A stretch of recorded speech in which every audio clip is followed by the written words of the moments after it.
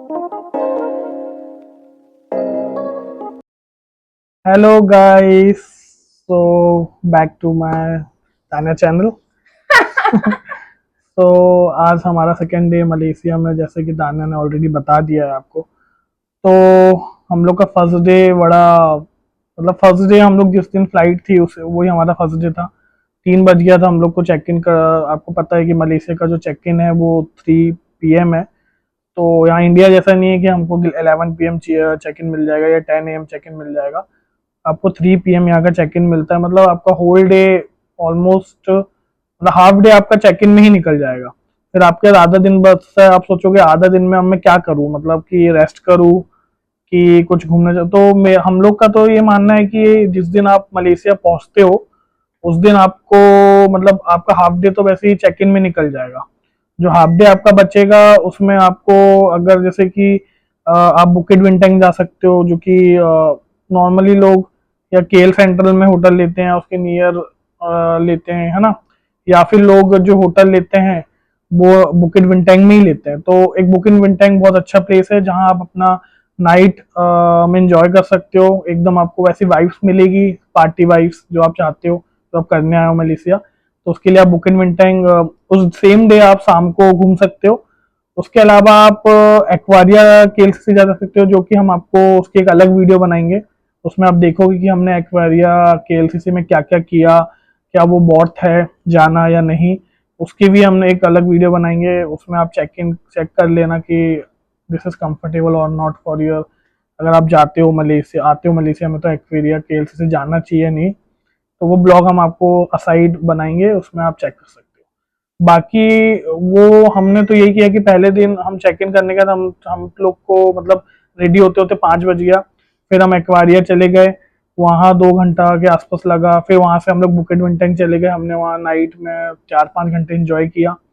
और उसके साथ में एक्चुअली मेरा मन था बहुत टाइम से आईफोन लेने का। तो मैं सोचा था मलेशिया का, मैं थोड़ा प्राइस भी सही है इंडिया के अकॉर्डिंगली, 15-20 हज़ार का डिफरेंस है। तो मुझे 15 प्रो ही लेना था। 16 प्रो अभी जस्ट लॉन्च हुआ है, बट 16 प्रो में और 15 प्रो में ज़्यादा डिफरेंस नहीं है। तो यहाँ 15 प्रो अवेलेबल था, इंडिया में भी मैंने पूछा, बट इंडिया में अब मे बी अवेलेबल नहीं है या 15 प्रो, तो 16 प्रो आया है। बट यहाँ आपको जो पेविलियन केएल है वहाँ आपको अवेलेबल हो जाएगा। सबसे बड़ा मॉल है यहाँ का, कुआलालंपुर का। तो वहीं से जाके हम लोगों ने फिर मेरा 15 प्रो कल हमने परचेस किया, जो कि मुझे पड़ा है 4,999 रिंगिट में। आपको दिखा देता हूँ मेरा four iPhone. Triple nine ringgit पे पड़ा नहीं है। 4,999 रिंगिट का सिर्फ फोन है, उसके ऊपर भी जो हाँ चार्जेस लगे हैं। हाँ, वो मैं आपको बताता हूँ। पहले आप फोन देख लो। This is my new iPhone 15 pro, जो कि नेचुरल टाइटेनियम एंड 256 GB का यस 256 GB वेरिएंट है, 4,999 रिंगिट। तो मेरा आईफोन मैं आपको दिखा देता हूँ गाइस।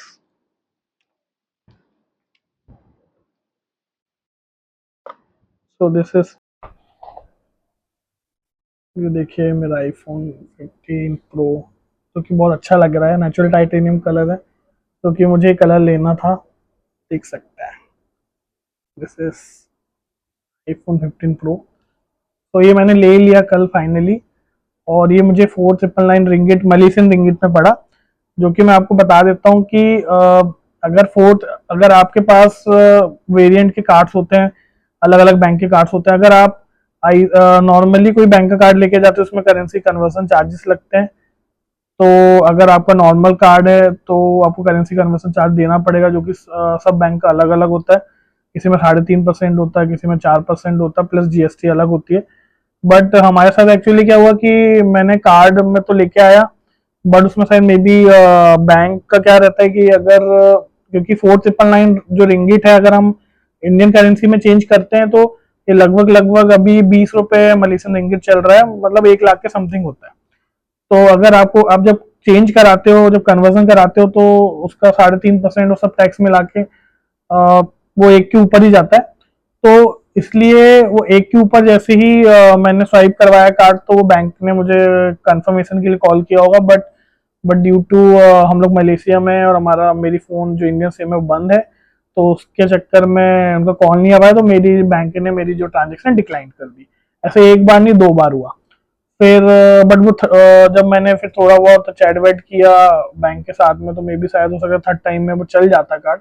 बट वो उन्होंने मना कर दिया कि हमारी जो पॉलिसी है हम 2 बार से ज्यादा उसको स्वाइप नहीं कर सकते, वरना हमारे ऊपर फ्रॉड का वो लगेगा, केस लग केस लग जाएगा उनके सकता है, ऊपर। क्योंकि शायद मे बी यहाँ के कुछ लाइडलाइन हो गया, अब 2 बार से ज्यादा कार्ड स्वाइप नहीं कर सकते अगर ट्रांजेक्शन फेल्ड हो जाता है बैंक की तरफ और से। तो लिटरली शुभम का चेहरा ऐसा हो गया था, अब मैं नहीं तो मुझे तो लेना अब है मैंने सोचा कि प्लीज, 15 प्रो, एक बार ट्राई कर लो।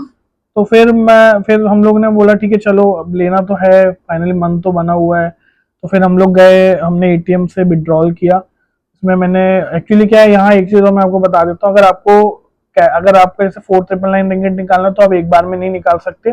अब मैक्सिमम लिमिट जो मलेशिया की यहाँ गवर्नमेंट की है, एक एटीएम से आप पर ट्रांजेक्शन 1500 रिंगिट तक ही निकाल सकते हो। एक एटीएम से नहीं, एक बार में आप हाँ, एक इतना हाँ निकाल एटीएम सकते से हो, नहीं, फिर अगर मतलब आपको और अमाउंट निकालना है तो हाँ, आपको फिर से ट्रांजेक्शन हाँ करना पड़ेगा। आप एक बार में 1500 क्या मलेशियन रिंग रिंगिट ही निकाल सकते हो, उसके अलावा आप ऊपर नहीं निकाल सकते हो। वो वरना बोल देगा सम एरर वगैरह कुछ आ जाएगा, इससे आप हाँ, निकाल आपको नहीं कुछ पाओगे। एरर आने लगेगा और आपको लगेगा मतलब कि लेकिन क्यों हो रहा प्रॉब्लम है, ये आप है, इंडियन कार्ड यूज कर रहे हो तो आपको ऐसा लगेगा कि हो सकता है हमारे कार्ड में कुछ हो, बट नहीं, उनका ये रूल है 1500 रिंगिट ही आप एक बार में निकाल सकते हो। अगर आपको और ज्यादा अमाउंट चाहिए तो आपको फिर से कार्ड स्वाइप करना पड़ेगा और फिर निकलेगा। बट प्रॉब्लम ये है कि आप जब 1500 रिंगिट आप जब उसमें विड्रॉल करते हो, क्योंकि आपको पता है कि जब हम एटीएम चार्जेस भी कुछ लगते हैं जब हम विड्रॉल करते हैं, प्लस करेंसी कन्वर्जन चार्ज तो को लगेगा जो बैंक आपसे लेता ही है, जीएसटी भी लगेगा, प्लस आपको 1% आपको एटीएम विड्रॉल चार्जेस भी देने पड़ते हैं, जो कि हमको कॉस्टली पड़ा। नॉर्मली जो हम बैंक में ट्रांजेक्शन कर रहे थे उसमें से हमारा 3.5% कन्वर्जन प्लस जीएसटी लगता है अगर हम स्वाइप करते तो। बट हमने एटीएम कैश से विड्रॉल 1500 रिंगिट हम एक बार में विड्रॉल कर सकते थे, तो हमको ऐसे 3 बार हमको विड्रॉल करना पड़ा। उसके बाद हमारे पास हम कुछ रिंगिट हम कलेक्ट भी कर लिए थे, मतलब हम डॉलर लेके आए थे तो वहां से में, तो वो सब मिला के हमने वैसे पे किया। लेकिन 3 बार हमको ट्रांजेक्शन करना पड़ा, जिसमें से हमको 500 500 500 3 बार में 500 500 500 चार्जेस लगे। मतलब 1500 रिंगिट मतलब लगभग 30,000 रुपए निकालने में हम लोग को 500 रुपए एक्स्ट्रा पे करना पड़ा, जो कि हम लोग को 1500 रुपए एक्स्ट्रा पे करना पड़ा, जो कि मुझे सुटेबल नहीं लगा। बट मैंने निकाल लिया, मैंने चलो लेना है तो। क्योंकि वो ऐसा हो गया था कि नहीं, मलेशिया आए हैं तो लेना ही है, और हमको भी यही था कि हम पहले से डिसाइड करके आए थे कि हमको लेना ही है। बट हमारे से गलती हो गई कि हमने इंडिया से ही कैश निकाल के लेके आना चाहिए, बट वो भी रिस्की आप था। पैसा बचा सकते हो, जो मलेशिया आ रहा है वो 2 तरह से बचा अगर सकते हो आप अब यार। बहुत हम लोग को श्योर तो हो तो आप आप प्लीज हाँ, निकाल के ही अगर आप आओ हंड्रेड इंडिया परसेंट से। श्योर हो कि आपको लेने ही है आईफोन यहाँ के, तो दो चीजें, या फिर वहां से आप यूएसडी कलेक्ट करके आओ, और यहाँ कन्वर्सन कन्वर्सन रेट अच्छा है इंडिया से यहाँ, तो आपको क्या होगा कि बेटर डील मिल जाएगी, थोड़ा सा कम रेट में आपको। मतलब आपका अब 2 3 4 5 हजार 3 4 हजार आप नॉर्मली बचा सकते हो अगर आप वहां से यूएसडी कैरी ऑन करके आओ, यहाँ रिंगिट चेंज कराओ और देन कैश में पे कर दो। This is the first better और सबसे अच्छा ऑप्शन यही है।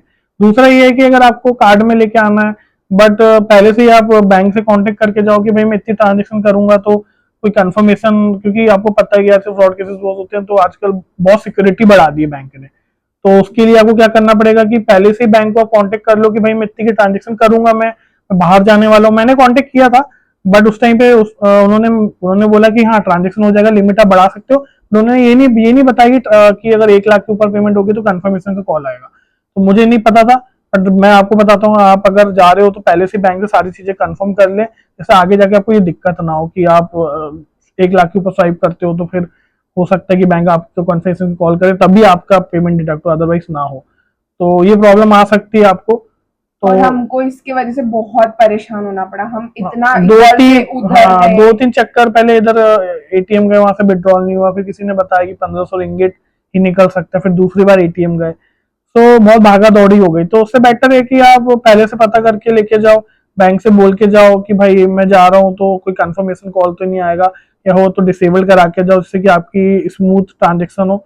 दूसरा ये भी, आप कैश में अगर आपको करना है तो आप यहाँ से वहीं से कैश आप कैरी ऑन करके जाओ यूएसडी, एंड यहाँ कन्वर्जन रेट आपको बेटर मिलेगा। वहां से आप डायरेक्ट मत लो इंडिया से मलेशियन रिंगिट, क्योंकि वहाँ रेट आपको 1 रुपए ज्यादा मिलेगा, 1 1.5 रुपए का डिफरेंस आएगा आपके पर रेट में। तो आप यहीं यूएसडी कलेक्ट करके यहीं से कन्वर्जन ले, और एयरपोर्ट से ना ले, यहाँ के केल सेंट्रल या फिर तो मेन पॉइंट है यहाँ की बुक इन विंटेंग, यहाँ से आप चेंज कराया करनी चाहिए तो बेटर रेट हमने मिलेगा। दोनों जगह करवाया हमने ना। बुक इन विंटेंग में कराया, केल सेंट्रल में भी, एनयू सेंट्रल मॉल है उसमें भी करवाया, तो हमको बेटर रेट मिला। तो बट कहाँ पे बेटर मिला हमको? दो मतलब केल सेंट्रल और आपको सिटी में बेटर रेट मिलेगा ऑफ कोर्स, और आपको एयरपोर्ट में तो रेट महंगा कम, ही तो मिलेगा। एयरपोर्ट में ना करें, इमरजेंसी में तभी आप, या फिर आप थोड़ा बहुत पहले कैरी ऑन करके जाएं इंडिया से, जिससे कि थोड़ा कन्वीनियंट रहे, बाद में आप चेंज करा लो जब सिटी पहुंच के। तो ये था हमारा एक्सपीरियंस आईफोन 15 प्रो के साथ, जो कि हमने ले लिया है। बट ठीक है, खुशी है, नया फोन आया है घर पे।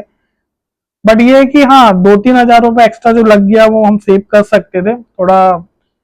ये प्रॉब्लम हुई लेने में, क्योंकि अब दूसरा कोई ऑप्शन नहीं था। मे भी हो सकता है मैं आज भी, अगर मैं एक दिन रुक जाता, हो सकता है कि नेक्स्ट डे भी सेम प्रॉब्लम आ सकती थी, क्योंकि अब यहाँ बैठे हो, अब यहाँ बैंक को आप कॉल करोगे, कॉल भी कनेक्ट नहीं हो रहा, जबकि मैंने सिम ले रखी है इंटरनेशनल, फिर भी कॉल कनेक्ट नहीं हो रही थी। तो अब कैसे कांटेक्ट करोगे, क्या करोगे? अब जो ऑप्शन आपको उस टाइम पे दिखा, जैसे मुझे दिखा कि मैं कैश में निकाल के अभी ले सकता हूँ, देखता हूँ बाद में, फिर ऐसे करके मैंने ले लिया। बट ठीक है, 2-3 के एक्स्ट्रा लगा, बट ठीक है। बट आप ध्यान रखिए, अगर आप मलेशिया आते हो तो ये चीजों का ध्यान रखिए, इसलिए हम ब्लॉग बना रहे हो, जिससे कि आपको, आप अगर आप आपको ये प्रॉब्लम ना हो, देन हाँ, जो आप हमने फेस जब किया है। आईफोन आप लेने आओ तो आप ये सब चीजों का ध्यान रखें, जिससे कि आपको प्रॉब्लम ना हो। अच्छा, एक और चीज, हमारा आधा टाइम मैकेनिक्स का सॉरी मशीन्स का शॉप ढूंढने में ही गया। हाँ, हमको नहीं पता था कहाँ है, और इतना बड़ा मॉल हमने है वो हमने क्रोम गूगल में कि देखा था,